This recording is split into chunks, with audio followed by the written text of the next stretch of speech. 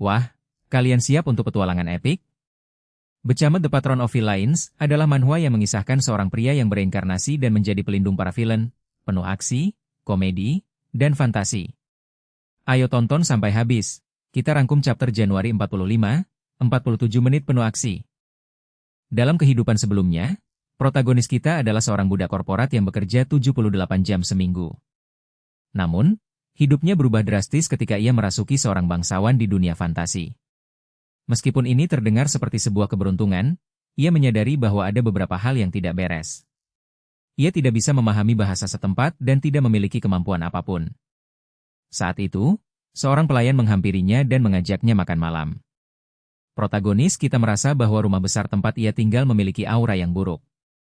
Ia juga tidak tahu di mana sebenarnya tempat ini berada.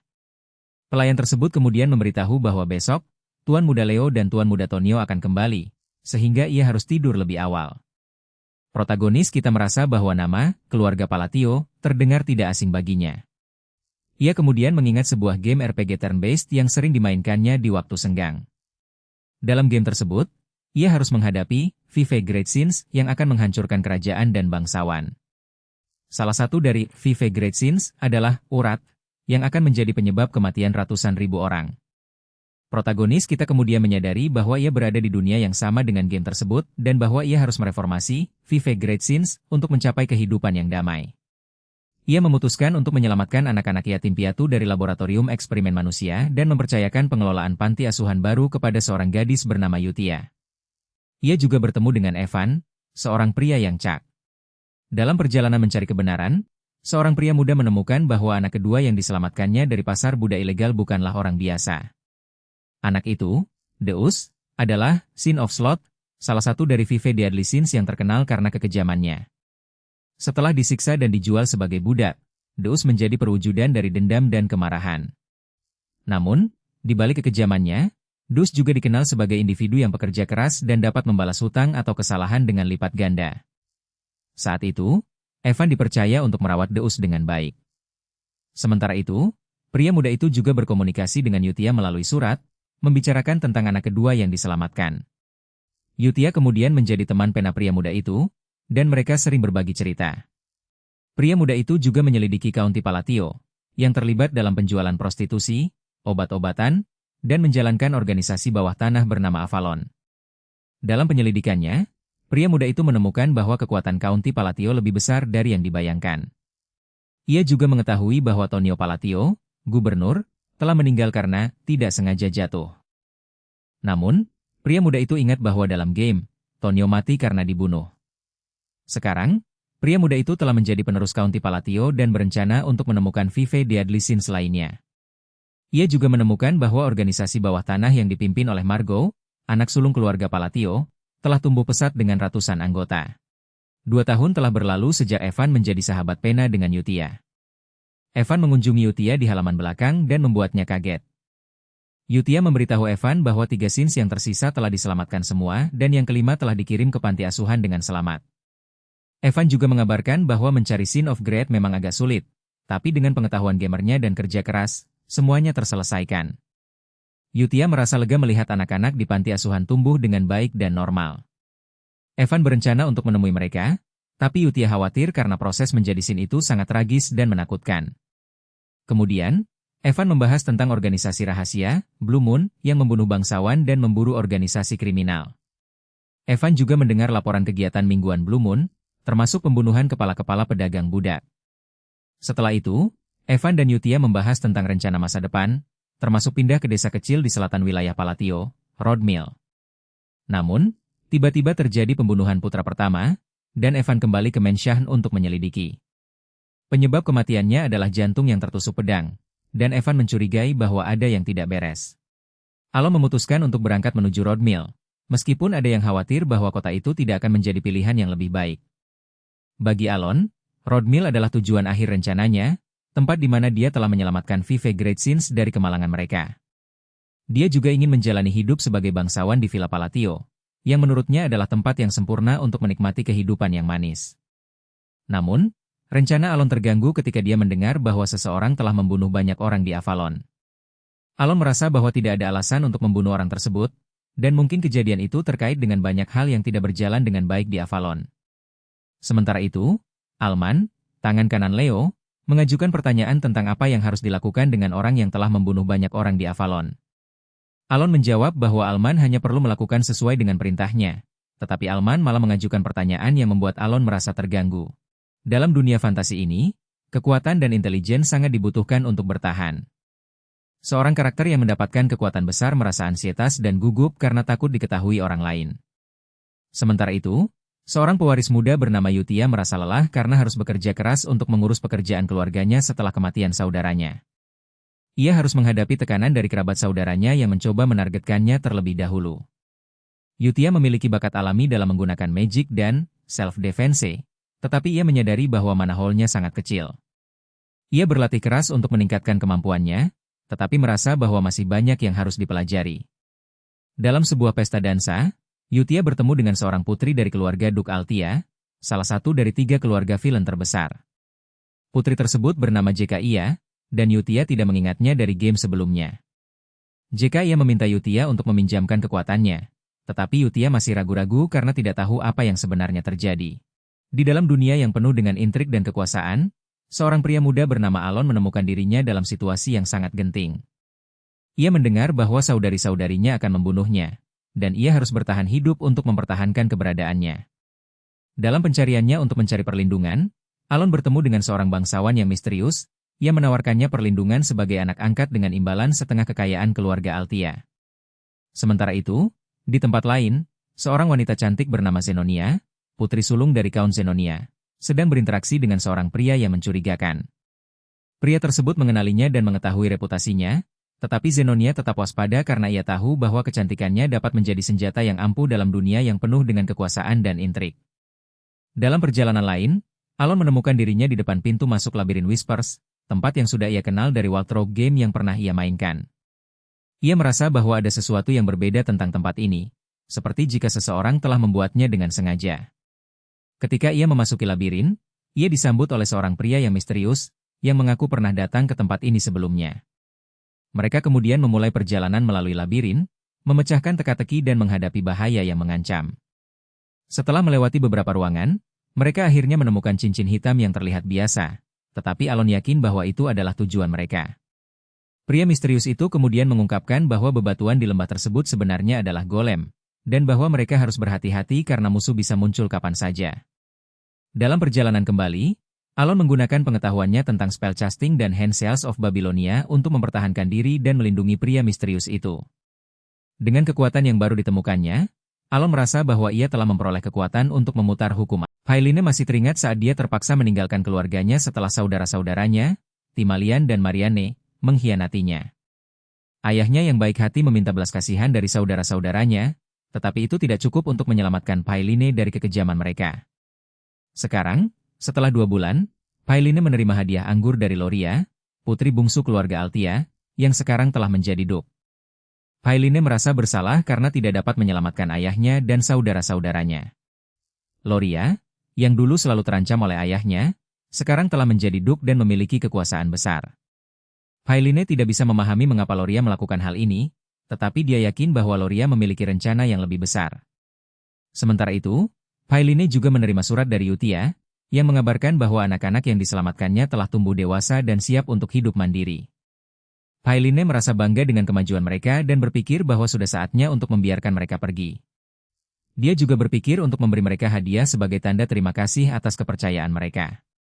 Semua ini membuat Pailine merasa bahwa hidupnya mulai teratur kembali, tetapi dia tidak bisa menghilangkan perasaan bahwa ada sesuatu yang lebih besar yang sedang terjadi di luar sana. Penggemar setia diminta untuk mendukung terus dengan cara donasi agar mereka bisa terus menikmati cerita terbaru. Informasi tentang cara donasi pun disediakan, termasuk tautan Trak TR dan detail pembayaran GoPay. Dengan bantuan donasi, penggemar bisa menikmati kisah petualangan seru ini tanpa gangguan. Evan mendengar kabar tentang seorang yang telah tampil sangat baik di koloni dan mendapat title Golden Flash. Namun, saat Evan bertanya tentang Radan, jawabannya masih dalam proses investigasi. Evan kemudian mendapat perintah untuk bersiap karena mereka akan pergi ke Blue Magic Tower, yang terletak dekat dengan kota labirin. Perjalanan ini diperkirakan akan memakan waktu sekitar sebulan. Evan merasa lelah dengan perjalanan panjang ini, Tetapi dia teringat tentang item yang bisa membantunya di kota labirin. Di game yang pernah dimainkannya, kota labirin adalah tempat yang terkenal karena memiliki banyak item kualitas tinggi. Evan juga teringat tentang job Official Magic Appraiser yang sangat populer dan memberikan jaminan hidup yang nyaman. Saat Evan tiba di kota labirin, dia mendengar tentang toko penilaian rahasia yang terletak di sudut area selatan. Toko ini ternyata sangat terkenal karena layanan uniknya, yaitu bisa memberikan imprint pada item. Evan kemudian bertemu dengan Venia Chrysine, wakil Tower Master Blue Magic Tower, yang memiliki wajah familiar. Venia ternyata adalah seorang jenius yang langka dan telah mencapai 8 TH Circle pada usia sangat muda. Evan kemudian membicarakan tentang Time Gate dengan Venia, tetapi Venia meragukan kemampuan Evan. Evan menjelaskan bahwa dia bisa menghancurkan Time Gate dan mengklaim harta karunnya. Venia akhirnya setuju untuk menunjukkan jalan ke Time Gate, tetapi dengan catatan bahwa Evan harus membuktikan kemampuannya. Evan yakin bahwa dia bisa melakukannya, tetapi Venia masih memiliki keraguan tentang camp. Evan berhasil mendapatkan relik yang diinginkannya di Blue Magic Tower, bersama dengan 5 botol potion dan sebuah sumpah. Relik itu disebut Seal of the Unholy One dan dapat menyerap serta menyimpan mana dari udara.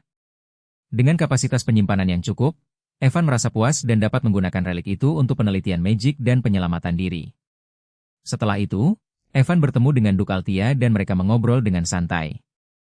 Duke Altia mengatakan bahwa Count Palatio memiliki rencana tersembunyi di balik surat yang dikirim kepadanya.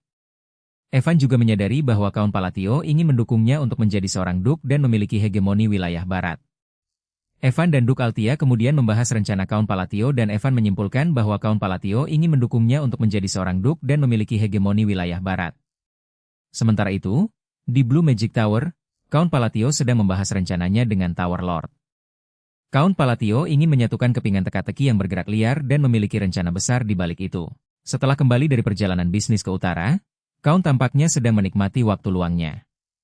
Ia mengunjungi muridnya, Venia, yang telah menjadi wakil Tower Master di usia muda karena bakatnya yang luar biasa. Namun, kesombongan dan kelancangannya membuatnya sering membuat masalah. Count tidak berniat memperbaiki kepribadiannya karena Venia tulus dalam hal magic.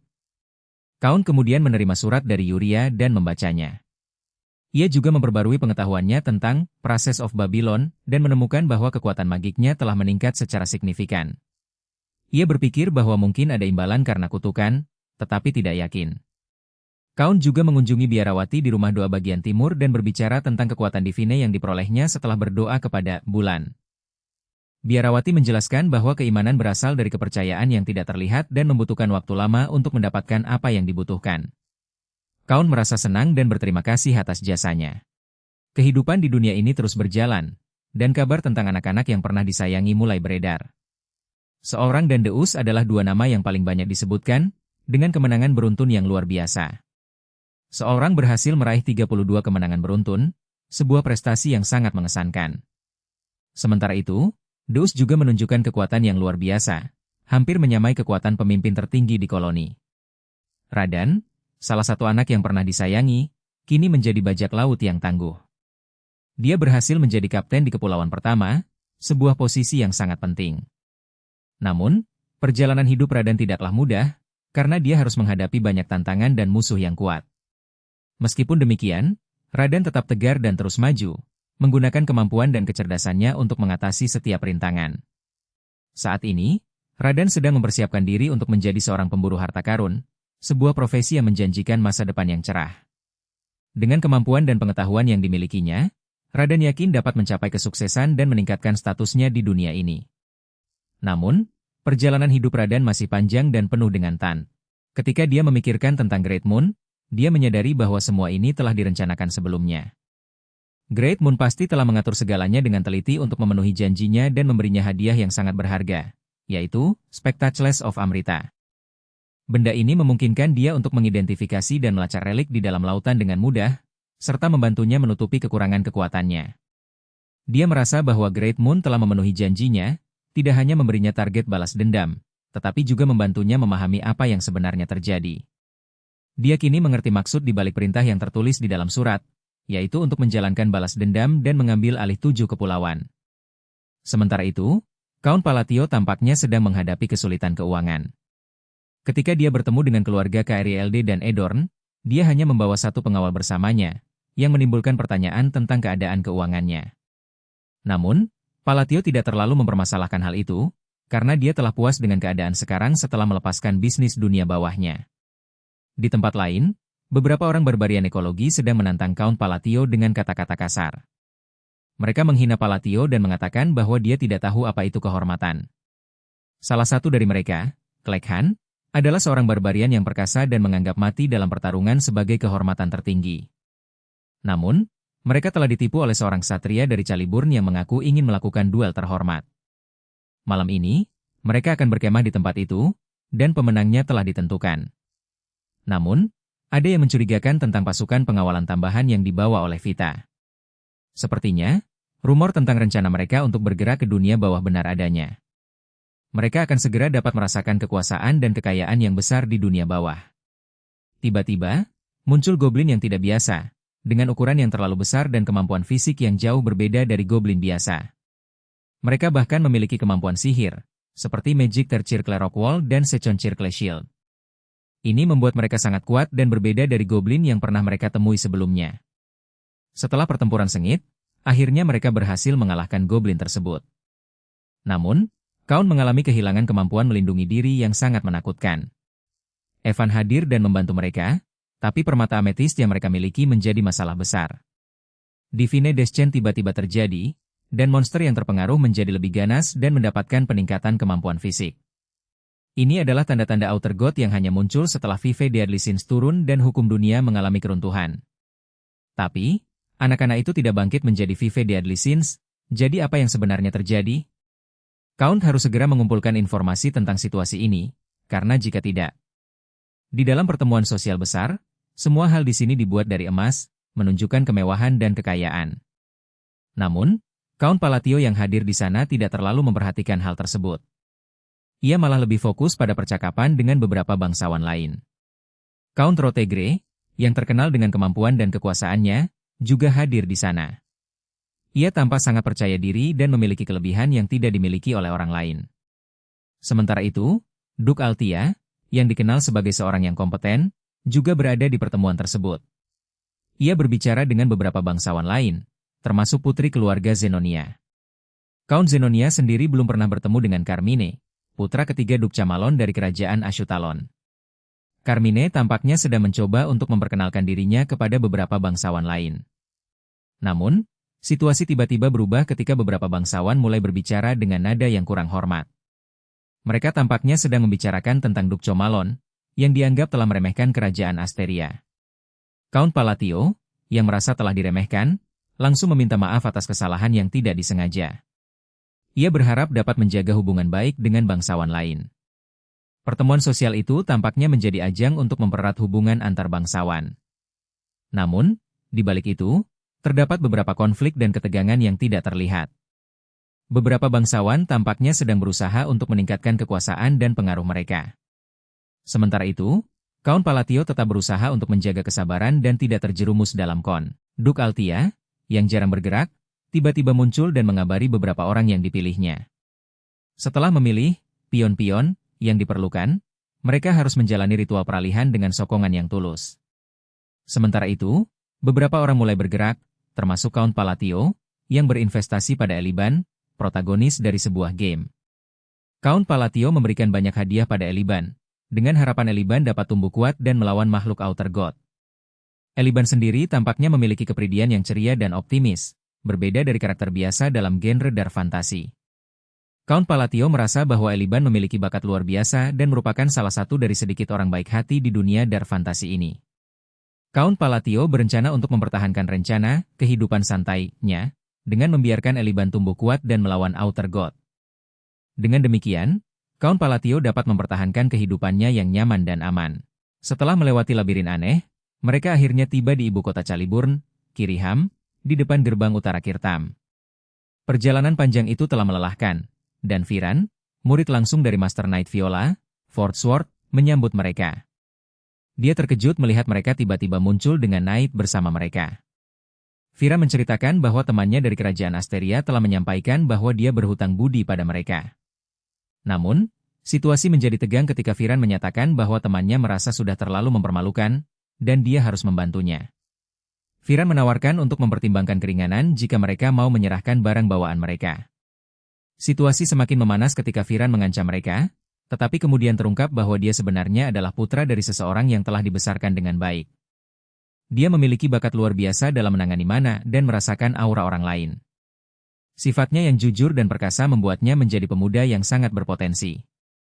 Ketika Firan mulai menghajar orang lain tanpa ampun, ayahnya muncul dan memperingatkannya. Ayahnya terkejut melihat putranya yang manis telah menjadi sangat kejam. Firan kemudian mengingatkan ayahnya bahwa dia juga kuat dan memiliki bakat dalam menangani. Setelah mengalahkan Kulkan, Caliburn dan pasukannya merayakan kemenangan mereka. Namun, ada yang tidak beres karena mayat Kulkan menghilang selama perang. Banyak yang menduga bahwa para barbarian menyembunyikannya. Meskipun demikian, Caliburn yakin bahwa Kulkan sudah mati karena racun yang ia berikan. Ia merasa bahwa ini adalah kesempatan bagus untuk melaporkan pencapaian ini dan mendapatkan hasil yang baik. Sementara itu, ada yang merasa tidak enak karena aura Kulkan masih terasa, seolah-olah dia masih hidup. Orang ini menyadari bahwa Kulkan bukanlah orang biasa, melainkan sebuah teror yang bahkan dapat membunuh seorang superhuman dengan sekali serang. Di tempat lain, seorang kaun dari negara asing bernama Palatio sedang menemui sang Swordless, yang terkenal karena keahliannya dalam pertarungan. Swordless ini jarang menundukkan kepala kepada siapapun, kecuali kepada raja. Namun, kali ini dia menundukkan kepala kepada Kaun Palatio, membuat banyak orang terkejut.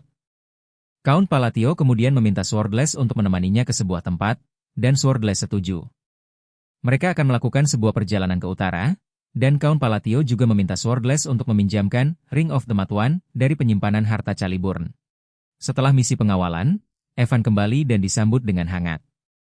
Namun, suasana hatinya berubah saat mendengar bahwa Kaun Palatio dari kerajaan Asteria sudah tiba. Kaun Palatio meminta Ring of the Mad One dari penyimpanan harta Caliburn, yang bisa membuatnya berhutang budi pada keluarga kerajaan. Evan memutuskan untuk meminjamkan cincin itu, meskipun prosesnya bisa memakan waktu seminggu. Shlie, adik perempuan yang pernah diselamatkan Evan, juga hadir dan menunjukkan rasa syukur pada Evan. Deus, yang menyelamatkan Shlie, ternyata memiliki perasaan yang mendalam terhadap adik perempuannya. Evan memutuskan untuk membawa Ring of the Mad One ke Deus, yang sangat penting untuk rencananya. Setelah membawa cincin itu, Evan memulai ekspedisi menuju utara bersama pasukan Solar Eclipse Knight. Mereka kemudian menemukan bahwa Outer God telah menyapu markas-markas mereka dengan undead. Banyak prajurit yang terluka parah, dan beberapa anggota tim telah tewas atau terluka. Evan dan timnya harus memutuskan apakah akan mundur atau terus melawan musuh yang kuat. Wakil Tower Master dan bawahannya sedang berhadapan dengan situasi yang cukup genting. Mereka diserang, dan keadaan menjadi sangat kacau. Sementara itu, Alon Palatio mempersembahkan dirinya untuk menghormati janji sakral dengan mengajukan Duel of Babylon. Lawannya, Ultulus, menerima tantangan tersebut dan menyambut Alon di Koloseum berdarah. Aturan pertama duel adalah orang yang ditantang akan mendapatkan kesempatan serangan pertama. Alon memainkan melodi kehancuran, dan semua orang berlindung. Namun, lawannya tidak bergerak, membiarkan Alon menyerang. Setiap giliran terdiri dari satu kali serangan dan bertahan, dengan pihak yang mengikuti duel berganti posisi di setiap akhir gilirannya. Alon menggunakan Immobilization Convention untuk menahan serangan lawannya, yang membutuhkan penggunaan seluruh kuota magic hari itu. Setelah itu, Alon merasa lega karena selamat dari serangan tersebut. Ia kemudian membicarakan tentang Potion of Exchange yang membuatnya bisa berdiri lagi setelah terluka parah. Dengan potion tersebut, Alon merasa bisa melanjutkan pertarungan dengan lebih baik. Ultulus, makhluk biadab yang sombong, akhirnya menerima tantangan Great Duel of Babylonia. Namun, pertarungan ini berbeda dari yang lain karena memiliki aturan tersendiri. Untuk membatasi tindakan Outer God, sang protagonis sengaja menariknya ke dalam duel ini. Dengan menggunakan Pendant of Reincarnation dan Potion Healing, ia berhasil selamat dari serangan Ultulus. Ultulus, yang menganggap duel sebagai sesuatu yang sakral, tidak akan bertahan atau mengganggu serangan lawan. Ia akan menerima serangan pertama saja, seperti yang terjadi di game sebelumnya.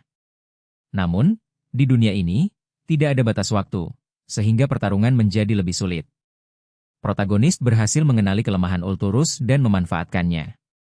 Ia juga menemukan bahwa Outer God memiliki beberapa pembatasan, seperti perubahan hukum dunia ketika magic digunakan di daratan dengan tingkat dingin yang ekstrim, atau ketika magic digunakan terhadap dewa. Dengan menggunakan pengetahuan ini, protagonis berhasil mengalahkan Ultulrus. Setelah pertarungan, Outer God menghilang, dan ekspedisi pun berakhir. Protagonis kembali ke Caliburn dan melaporkan hasil penaklukan kepada raja. Ia juga menerima hadiah dari raja dan merasa bahwa investasinya telah membayar lunas. Deus. Setelah pulang dari perjalanan 3 bulan, tubuhnya terasa pegal-pegal. Ia memutuskan untuk mengambil liburan sepekan sebagai hadiah untuk dirinya sendiri. Namun, liburan yang singkat itu sudah membuatnya merasa stres. Ia kemudian memikirkan tentang kehidupan bangsawan yang damai dan kaya, tapi itu masih jauh dari dirinya. Ia memutuskan untuk melakukan penelitian dan menemukan beberapa hasil. Kemudian, ia menerima banyak hadiah dari orang-orang, termasuk artefak dari lantai terdalam labirin, yang membuatnya bisa membeli Menshahn. Ia juga menerima surat yang mengundangnya untuk menghadiri rapat besar di ibu kota kerajaan Asteria. Di rapat itu, ia menyaksikan kemunculan faksi baru, Kalpa, yang dipimpin oleh Count Palatio. Faksi ini membuat beberapa orang terkejut dan penasaran. Count Palatio tampaknya sedang menikmati perjamuan yang diadakan untuk merayakan berdirinya faksi Kal. Namun, di balik senyumnya, ia sepertinya memiliki kekhawatiran tentang apa yang sebenarnya terjadi. Ia berpikir bahwa mungkin ada kesalahpahaman antara dirinya dan anggota faksi Kal lainnya. Sementara itu, Duke Comalon sedang berbicara dengan Seeker, seorang agen organisasi asasin, tentang rencana untuk menghilangkan Count Palatio. Duke Comalon menawarkan hadiah yang besar untuk melaksanakan tugas tersebut, tetapi Seeker tampaknya ragu karena targetnya adalah anggota keluarga kerajaan. Di sisi lain, Count Palatio sepertinya memiliki rencana untuk menyatukan dunia bawah tanah, tetapi rencana tersebut tampaknya akan terhalang oleh berbagai masalah. Count Palatio merasa tidak terbiasa dengan lingkungan barunya, meskipun sudah 5 hari berlalu. Ia bertemu dengan Lian Agules, putri dari Master Red Magic Tower, yang memiliki kemampuan unik sebagai mage rang 4. Lian mengalami trauma dan rasa jijik terhadap kebohongan karena posisinya, sehingga ia sangat sensitif terhadap energi. Count membantu Lian dan menawarkan kerjasama untuk meningkatkan kemampuan magisnya. Lian mampu menggunakan rapalan kombinasi yang langka, menggabungkan 3 elemen menjadi satu, meskipun dengan tingkat kesulitan yang tinggi. Count juga menggunakan sabuk khusus untuk meningkatkan kekuatannya dan mengatasi masalah penalti. Mereka berdua membahas tentang magic dan kemampuan unik Lian, serta rencana untuk menghadapi tantangan di depan. Count juga menerima permintaan maaf dari Lian dan mereka berdua sepakat untuk bekerja sama. Setelah itu, Count dan Lian menuju ke koloni untuk menghadapi tantangan baru. Di sana, mereka bertemu dengan Golden Flash. Di guild, hanya ada satu anggota, yaitu Ralga. Bos dari guild itu menyambut seorang tamu terhormat yang telah lama dinantikan. Ralga memuji bos karena telah berhasil mengelola anggota guild dengan baik, meskipun hanya ada satu anggota. Namun, bos mengungkapkan bahwa Yutia, yang juga bagian dari guild, bukanlah keluarga sedarah. Bos kemudian membagikan hadiah kepada Ralga, yaitu Essence of the Golden Manet Tree B yang dapat meningkatkan critical rate. Ralga merasa beruntung karena telah diselamatkan oleh bos dan berjanji untuk membantunya. Sementara itu, di luar guild, terdapat sebuah koloni yang terkenal dengan pertarungan gladiator. Ralga dan bos membahas tentang Bandit Blood Sun, sebuah organisasi kriminal besar yang telah dibantai oleh Ralga. Ralga juga mengungkapkan bahwa adiknya adalah bagian dari Bandit Blood Sun. Namun hal itu hanyalah rumor yang disebarkan untuk mengendalikan dunia bawah. Setelah itu, Ralga dan bos menuju ke kota kuno Kahara, di mana terdapat sebuah reruntuhan. Di sana, Ralga mendengar suara yang mengatakan bahwa dia telah memenuhi persyaratan minimal untuk memasuki sebuah dunia lain.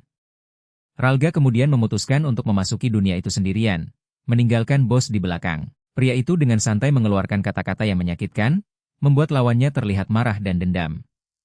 Ia mengatakan bahwa lawannya tidak tahu malu dan melakukan tindakan kejam di luar Koloseum.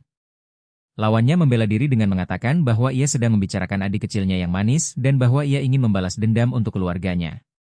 Pria itu kemudian mengeluarkan pedang yang dilapisi dengan racun dan menusukkannya ke lawannya, membuatnya tidak bisa bergerak selama 1 jam. Ia kemudian mengatakan bahwa lawannya tidak tahu bahwa ia dan keluarganya sebenarnya tidak menyukainya, tetapi hanya mengikuti karena kekuatan yang dimilikinya. Pria itu juga mengatakan bahwa lawannya bodoh karena memamerkan kekuatan yang didapatnya murni karena keberuntungan. Lawannya yang terluka dan tidak bisa bergerak, mendengarkan pria itu dengan penuh dendam dan sakit hati.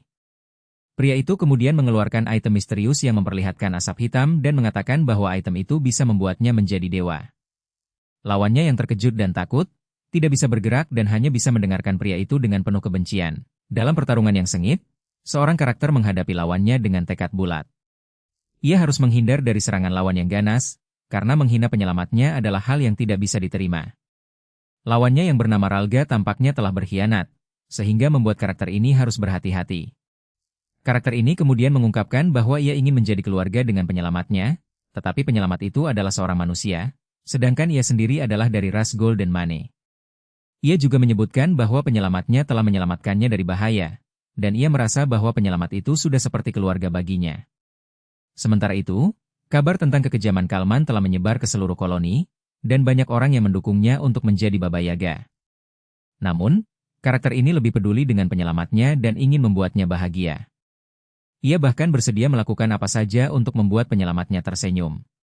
Di lain pihak, informasi tentang Dewa dan Outer God mulai terungkap, dan karakter ini mulai memahami bahwa ada banyak hal yang tidak diketahui tentang dunia ini. Ia juga mendengar kabar tentang anak-anak, termasuk Deus yang telah mengalahkan First Sword, dan Reinhardt yang telah menjadi sangat kuat dalam waktu singkat. Seorang memang cenderung melebih-lebihkan, tapi dia memang pria yang hebat. Wajar jika seseorang akan menyukainya, bahkan seorang sendiri mengaku ingin menikahi Great Moon. Namun, sebagai bayangan, mereka tidak bisa menikah, dan mereka tidak bisa berada di samping tuan mereka. Seorang masih belum bisa menerima kenyataan ini dan merasa bahwa perasaan Great Moon sendiri sama pentingnya. Sementara itu, rencana untuk menjatuhkan faksi Khal semakin matang. Ketua faksi bangsawan, Marquis Pilboid, berencana untuk menggunakan surat reformasi untuk menghukum Count Palatio. Surat ini dapat mengirimkan tuduhan kepada siapapun yang dicurigai melakukan perbuatan sesat, dan dengan dukungan dari para bangsawan, surat ini dapat memiliki pengaruh yang kuat. Di tempat lain, Great Moon sedang mempersiapkan diri untuk menghadiri konferensi Magic. Dia masih penasaran tentang Abyssal Entity dan Outer God, tapi dia juga memiliki tanggung jawab sebagai ketua konferensi. Sementara itu, Marquis Pilboy telah menyudahi pembicaraannya dengan dua kardinal dan siap untuk melaksanakan rencananya. Duke Rimgrove menerima surat misterius yang memiliki kemiripan dengan surat reformasi, membuatnya sangat kesakitan. Surat itu memperlihatkan pesan berdurasi 5 detik yang meminta Duke untuk meminta ampun. Seolah-olah, surat itu membawa konsekuensi yang sangat besar, bahkan bagi seseorang yang tidak sesat seperti Duke. Hal ini membuatnya curiga bahwa surat itu mungkin ulah Palatio, yang memiliki koneksi yang lebih baik daripada mereka. Sementara itu, Count Lartania sedang menghadiri konferensi Magic di kota Labirin, tempat 5 guild besar berada. Ia menerima permintaan untuk menangkap monster di lantai 20, yang tampaknya aneh karena zona itu seharusnya aman. Namun, Count tidak terlalu khawatir karena telah menjelajah hingga lantai 50 sebelumnya. Di tempat lain, seorang mage rang 4 bernama Baruk, putra dari Purple Tower Master, sedang berbicara dengan Liran. Baruk memiliki reputasi sebagai pencuri penelitian orang lain dan sangat sombong. Ia bahkan berani menantang Liran dan memperlihatkan kemampuan magiknya yang tinggi. Sementara itu, Liran sedang mencari buku hitam yang tak berjudul dan tak berpengarang di perpustakaan, yang terletak di lantai 38. Ia harus kembali keesokan hari untuk melanjutkan pencariannya. Count Palatio menantang seorang mage untuk berduel, dengan tujuan memperoleh pengaruh dan meningkatkan reputasinya. Lawannya, seorang mage rang 3, tampaknya tidak terlalu kuat, tetapi Count Palatio ingin memanfaatkan rumor sekitar lawannya untuk keuntungannya sendiri. Duel pun dimulai, dan lawan Count Palatio menggunakan teknik Crystallization yang membuatnya terkejut. Ternyata, lawannya memiliki kemampuan yang tidak terduga, dan Count Palatio harus menggunakan semua keahliannya untuk menghadapinya. Setelah duel, Count Palatio mengakui kekalahan dan memuji lawannya. Lawannya kemudian menjelaskan tentang item Memories of the Black Eye yang dapat menyimpan dan melepaskan magic. Count Palatio sangat tertarik dengan item ini dan berencana untuk memperolehnya. Sementara itu, seorang karakter misterius bernama Heinkel muncul, yang dikenal sebagai Retri Witch dan memiliki kemampuan yang sangat kuat. Heinkel memiliki item yang sangat berharga, dan Count Palatio harus memilih dialog yang tepat untuk memperolehnya, atau dia akan menghadapi akibat yang fatal. Setelah pertandingan persahabatan, Evan mulai menghadiri konferensi dan berpartisipasi dalam diskusi tentang magic. Ia merasa bahwa berdiskusi dengan orang lain yang memiliki pengaturan magic luar biasa sangat membantunya. Namun, ia juga diingatkan bahwa ia sudah 15 kali menanyakan tentang kemampuan magiknya sendiri. Evan lalu memutuskan untuk mencoba menggunakan magic rang 4. Sementara itu, di laboratorium Lartania, muncul sebuah Outer God yang membuat perubahan di dalam labirin. Guil informasi memperkirakan bahwa kemunculannya terjadi sejak seminggu yang lalu. Evan kemudian menerima surat dari seseorang dan memutuskan untuk pergi ke tempat tersebut. Ia berpamitan dengan orang-orang di sekitarnya dan berangkat. Setelah beberapa hari, Evan tiba di sebuah tempat dan bertemu dengan seseorang yang menjaga pintu. Orang tersebut meminta Evan untuk menunjukkan janji temu sebelum masuk. Evan kemudian memasuki ruangan dan bertemu dengan Laval Greystone, putra penguasa wilayah Lartania. Laval dikenal sebagai orang yang sangat sombong dan tidak menghargai orang lain. Evan kemudian bertemu dengan seseorang yang disebut Godfather dan meminta bantuan untuk menjadi bagian dari regu penekan Outer God. Godfather setuju untuk membantu Evan dan meminta Evan untuk beristirahat terlebih dahulu. Setelah Evan tidur, ia dibangunkan oleh Rinnie, yang telah menyelesaikan apa yang akan dibahas dalam rapat strategi. Rinnie juga mengatakan bahwa ia telah memberi kematian yang bersih. Di dalam labirin, Argonia menyampaikan niatnya untuk bergabung dengan regu penekan. Ia memiliki dua alasan kuat. Pertama, Outer God tidak bisa dikalahkan dengan kekuatan biasa. Dan kedua, ia butuh mercenari kuat yang akan mengikuti rencananya. Argonia juga memprovokasikan para mercenari, membuat mereka hampir melakukan kesalahan fatal. Namun, ia memiliki alasan untuk melakukan hal ini, yaitu untuk memahami situasi dan membuat mereka lebih siap. Setelah provokasi, Argonia menyampaikan bahwa situasi saat ini sama dengan Special Quest di game, dan jika mereka mengikuti alur event yang sama, mereka tidak akan bertarung. Ia juga memberi informasi tentang Outer God dengan menggunakan cerita kuno, membuat para mercenari lebih siap. Mereka kemudian memutuskan untuk melanjutkan rapat keesokan harinya. Keesokan harinya, rapat berlangsung dengan lancar, dan mereka memutuskan untuk turun ke labirin. Di dalam labirin, mereka menyingkirkan monster yang menghalangi dan mencari pintu masuk ke lantai berikutnya. Miaon, yang masih kesal, tidak banyak berbicara, tetapi Argonia memiliki rencana untuk menggunakannya. Mereka juga menemukan bahwa setiap lantai 5 adalah lantai yang aman, yang berfungsi sebagai save point di game. Saat mereka beristirahat, Miaon dan Argonia memiliki percakapan yang menarik, di mana Miaon mengatakan bahwa ia tidak suka Beastman, tetapi Argonia menjelaskan bahwa tindakannya sebelumnya tidak disebabkan oleh diskriminasi. Miaon kemudian mengatakan bahwa ia memiliki kekuatan yang besar. Saat itu, lawan yang tangguh muncul dengan Dispel Sword, membuatnya menjadi lebih menarik. Outer God yang belum menjadi Incarnate Deity ini telah mempersiapkan diri dengan baik. Lawan itu kemudian menyatakan bahwa waktu adalah hal yang krusial dan harus diakhiri secepat mungkin untuk meraih kemenangan. Dalam pertarungan sengit, lawan itu menggunakan Halberd of Ice Crystal, tapi serangannya dapat diterima dengan baik. Lawan itu masih belum tahu apa-apa tentang kekuatan lawannya, meskipun sudah menggunakan serangan yang sangat kuat. Lawan itu kemudian menyadari bahwa sesuatu yang bisa digunakan sebagai pilihan terakhir masih belum diketahui. Jika berbicara tentang magic di dunia ini, setelah frasa, muncullah prinsip. Lawan itu masih membutuhkan petunjuk untuk memahami kekuatan lawannya. Pertarungan tersebut semakin sengit, dan sesuatu yang dulunya tombak akan mengambil bentuk kunci. Ketika kunci itu muncul, Gletser S akan terpanggil di padang rumput, menandai awal dari pertarungan yang lebih epik. Setelah 6 detik, kekuatan magis yang dahsyat telah memenuhi udara, membuat tubuhnya terluka parah. Meskipun berhasil mencapai tujuannya, tubuhnya yang lemah dan hina tidak dapat menahan serangan tersebut. Ketika sadar, dia berada di kamp regu penekan, tidak dapat merasakan apa-apa dan tidak bisa menggerakkan tenaganya. Namun, kelemahan sarafnya tidak separah yang dibayangkan, dan dengan waktu, dia bisa sembuh. Setelah sehari penuh, dia akhirnya sadar dan mengetahui bahwa Miaon dan Argonia telah pulih dengan cepat. Dia kemudian bertanya kepada Godfather mengapa dia menyelamatkannya, karena nyawanya tidak seberapa berharga. Godfather menjelaskan bahwa dia menganggap mereka semua sebagai keluarga, dan menyelamatkan mereka adalah tanggung jawabnya. Dia juga mengingatkan bahwa hubungan mereka tidak sepihak atau berdasarkan keuntungan. Setelah pulih, mereka akhirnya bisa meninggalkan labirin setelah 3 hari. Ketika Duke Altia menghubunginya melalui kristal komunikasi, dia melaporkan bahwa Vaksikal telah beroperasi dengan sukses dan telah mengendalikan dunia bawah kerajaan Asteria. Count juga menyebutkan bahwa dia telah menangani masalah yang disebutkan sebelumnya dan berencana untuk mempertahankan status quo untuk saat ini. Ratu Asteria Sian Tritenia memiliki kemampuan unik untuk mewarisi informasi seperti data game, yang memungkinkan dia untuk mewariskan kekuatan ke generasi berikutnya. Kemampuan ini merupakan simbol kuat dari otoritas kerajaan. Ketika Vive Great Sins muncul di Asteria, dia bergabung dengan party player untuk sementara waktu dan memperlihatkan kekuatannya yang luar biasa. Namun, Beberapa orang mulai mempertanyakan apakah ratu benar-benar ingin mengambil langkah terkait urusan di dunia bawah.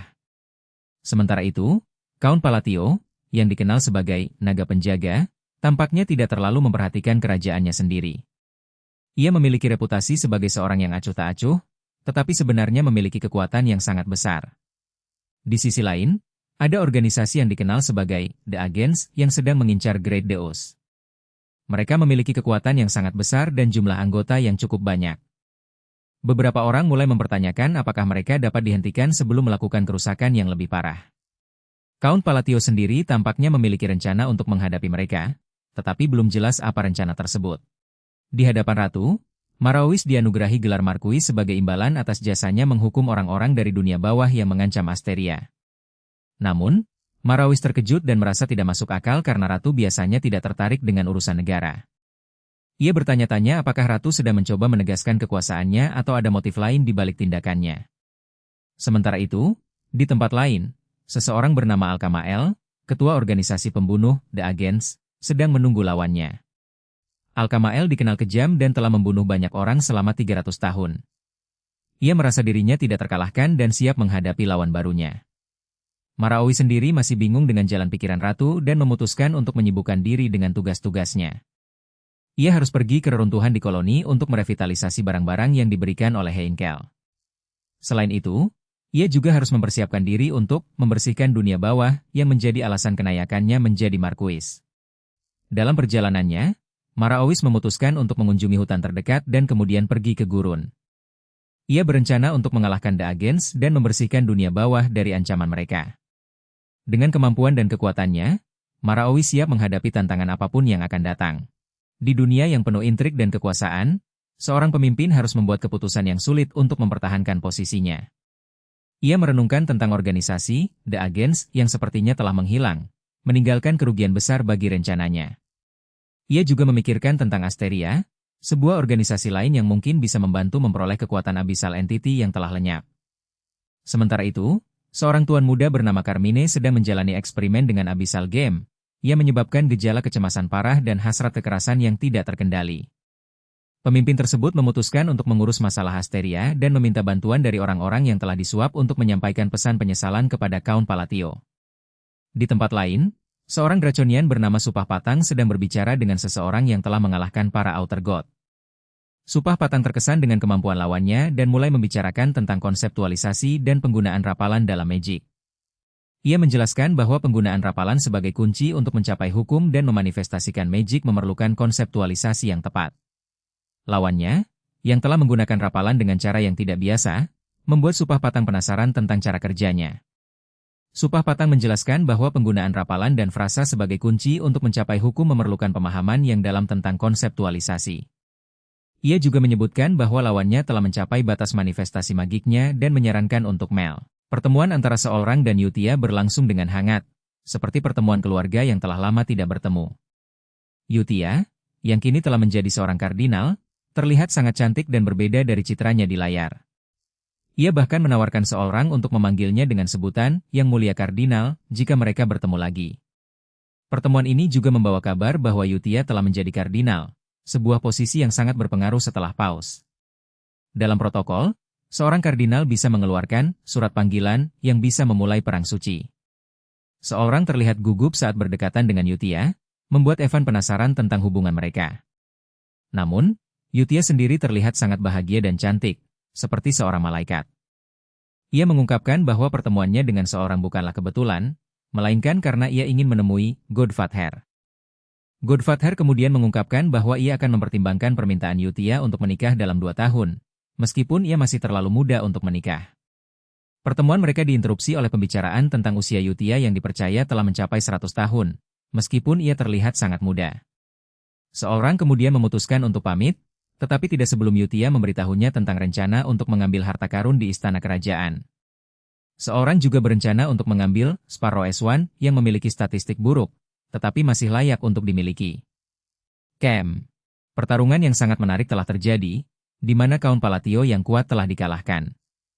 Setelah pertarungan itu, Count Palatio merasa bahwa lawannya memiliki kekuatan yang sangat besar dan juga memiliki kemampuan untuk menggunakan magic dengan sangat baik. Lawannya itu menggunakan magic yang disebut Thunder God Form yang membuat Count Palatio sangat terkejut. Setelah pertarungan itu, Count Palatio dipanggil oleh Raja Koloni untuk memberikan penghargaan atas pertarungannya yang sangat menarik. Raja Koloni mengatakan bahwa Count Palatio telah membuktikan kekuatannya dan layak untuk menerima hadiah. Raja Koloni kemudian menawarkan Count Palatio untuk memilih satu barang dari ruang harta yang sangat besar. Count Palatio memasuki ruang harta dan melihat banyak barang yang sangat berharga. Namun, dia lebih tertarik pada sebuah token yang disebut Contract Token of the Blind One. Token ini terlihat seperti sekadar ornamen, tetapi Count Palatio yakin bahwa itu memiliki kekuatan yang sangat besar. Setelah memilih token itu, Count Palatio kembali ke Raja Koloni dan mengucapkan terima kasih atas hadiahnya. Raja Koloni kemudian menawarkan Count Palatio untuk menikahi putrinya, tetapi Count Palatio masih belum yakin tentang hal itu. Dia harus berpikir baik-baik tentang tawaran itu dan bagaimana cara menolaknya dengan sopan. Count Palatio tampaknya memiliki rencana untuk memperkuat posisinya dengan menawarkan aliansi politis lewat proposal pernikahan. Namun, Yutia Blodia dari Kerajaan Suci ternyata memiliki ikatan dengan Count, membuat proposal ini menjadi sangat menguntungkan. Kardinal menawarkan hadiah kepada Count, yaitu putrinya, dengan harapan dapat memperkuat hubungan mereka. Sementara itu, magi yang misterius tampaknya telah mencapai kemajuan besar dalam menguasai self-expression, sebuah kemampuan yang sangat berbahaya. Count mengakui bahwa mage memiliki kemampuan luar biasa dan menawarkan bantuan untuk mengembangkannya. Mage juga bertanya tentang status yang dimiliki oleh Count, yang ternyata adalah Divine Status. Count menjelaskan bahwa Divine Status diperoleh melalui keyakinan dan kekuatan yang luar biasa. Mage juga menanyakan tentang authority yang dimiliki oleh Count, yang terkait dengan kekuatan dewa. Count menjelaskan bahwa authority diperoleh melalui proses yang kompleks dan tidak semua orang dapat memilikinya. Pembicaraan mereka kemudian berlanjut tentang makna, mewarisi kehendak, dan Divine Beast yang terkait dengan Great God. Count juga menanyakan tentang tulisan yang tertera di lempengan batu di ujung benteng, namun Mage tidak dapat menjawabnya dengan jelas. Pembicaraan mereka diakhiri dengan keputusan Count untuk pergi ke pantai sebelah utara untuk mencari jawaban lebih lanjut. Setelah menyimpan semua hadiah pemberian raja, dia memutuskan untuk berangkat ke Lartania, sekalian mampir karena sejalan dengan raksas. Count tampak gelisah dan dia bertanya apa yang membuatnya seperti itu. Count menjelaskan bahwa jika para mage memiliki konseptualisasi, mereka seharusnya dapat melakukan self-expression, namun hanya dia yang dapat menyangkal kebenaran tak tergoyahkan itu. Dia kemudian menyampaikan bahwa Count adalah makhluk tak manusiawi, tapi Count membantahnya, karena jika benar, dia tidak akan berjuang sekeras itu. Mereka juga membahas tentang zaman para dewa yang terlupakan dan bagaimana para archmage ada pada saat itu. Saat mereka berjalan, mereka mendengar desas-desus tentang kematian anggota Three Councils. Orang-orang mengatakan bahwa kematiannya disebabkan oleh pertengkaran di antara mereka, dan ada rumor bahwa Rine adalah pembunuhnya. Kemudian, mereka tiba di sebuah toko hadiah mewah di Lartania, di mana dia membeli beberapa hadiah untuk pulpennya yang tampak tua. Sementara itu, Count terlihat tidak sabar dan berdoa agar makan malam mereka tidak hanya ubi jalar. Di tempat lain, Deus Makalan, pangeran kedua Caliburn, menunjukkan ketertarikan aneh pada magic dan sering meniru perapalan mantra aneh. Dia juga tampak menyukai Count Palatio dan sering memujinya. Deus kemudian dikritik karena menunjukkan kasih sayang pada Count, dan dia diminta untuk menyelidiki Count. Namun, Deus membela Count dan mengatakan bahwa dia tidak melak. Setelah meninggalkan Larihania, mereka akan tiba di Raksa sebentar lagi. Saat itu, seorang anak muncul dan memperkenalkan dirinya sebagai Felin dari Blue Magic Tower, seorang mage berbakat yang sudah mencapai level 3 RD Circle di usia yang masih muda. Ia mengungkapkan identitasnya dan menawarkan bantuan kepada Evan dan Venia karena mereka sedang menghadapi kesulitan. Felin kemudian bergabung dengan mereka dan membantu mencari makanan. Saat mereka berjalan, mereka bertemu dengan seorang pedagang yang menawarkan kapal untuk membawa mereka ke Raksas. Namun, pedagang tersebut mematok harga yang sangat tinggi, yaitu 100 koin emas per orang. Setelah negosiasi, mereka akhirnya membayar 400 koin emas untuk semua anggota kelompok. Setelah berlayar, Venia dan Evan mengalami mabuk laut. Tiba-tiba, kapal mereka diserang oleh perompak. Felin kemudian menggunakan kekuatan magisnya untuk melawan perompak, tetapi ia harus berhati-hati agar tidak menghancurkan kapal.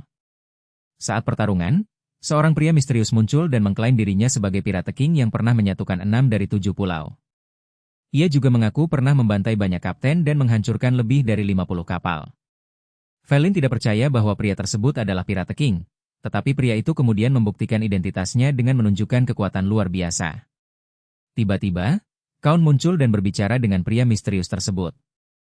Felin terkejut karena Count kenal dengan pria yang dikatakan sebagai Walking Calamity of Raksas. Pria tersebut kemudian mengungkapkan dirinya sebagai Radan, salah satu dari Vive Great Sins. Evan dan Felin terkejut karena mereka tidak